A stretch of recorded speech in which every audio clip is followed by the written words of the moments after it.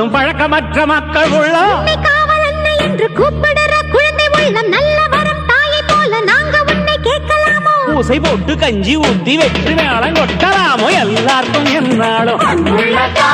திரிசூலம் கையெந்தும் புவியாளும் மாத்தாவோ முக்கண்ணன் மனையாளும் ஏழகிட்ட மென்மேலும்